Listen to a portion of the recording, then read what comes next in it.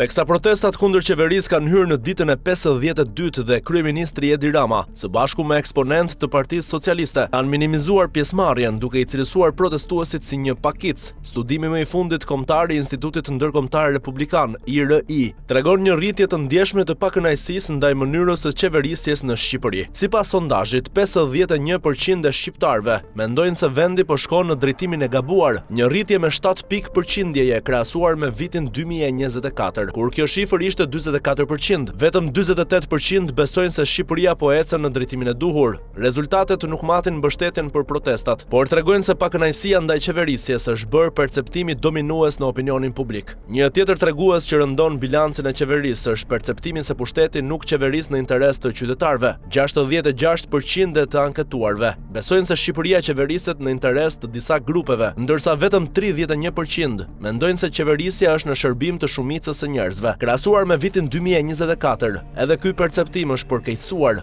pasi ajo shifër ishte 62%. Kur pyeten për dobësitë kryesore të qeverisë, shqiptarët rendisin në vend të parë emigrimin, më pas korrupsionin dhe rritjen e kostos së jetesës. Në të njëjtën linjë, çmimet e larta, sidomos të ushqimeve, papunësia, pensionet dhe vështirësia për të siguruar një banesë mbeten ndër shqetësimet kryesore të qytetarëve. Edhe treguesit për të ardhmen japin një tablo pesimiste. 69% e shqiptarëve nuk besojnë se brezi i ri do të ketë një të ardhme më të mirë në Shqipëri, ndërsa vetëm 29% shprehen optimist. Po aq do të thonë se janë edhe të dhënat për emigracionin. Nëse do ta kishin mundësinë, 56% e shqiptarëve deklarojnë se do të largoheshin nga Shqipëria për të jetuar ose punuar jashtë vendit. Prirja është edhe më e fortë te të rinjt 18 deri në 35 vjeç, ku 85% shprehen se do të emigronin nëse do t'u jepej mundësia. Sa i takon ekonomisë familjare, vetëm 25% të anketuarve thonë se gjendja e tyre është përmirësuar gjatë 12 muajve të fundit, ndërsa 31% deklarojnë se është përkeqësuar dhe 44% nuk shohin asnjë ndryshim. Sondazhi evidenton gjithashtu se korrupsioni mbetet një nga problemet më serioze të vendit.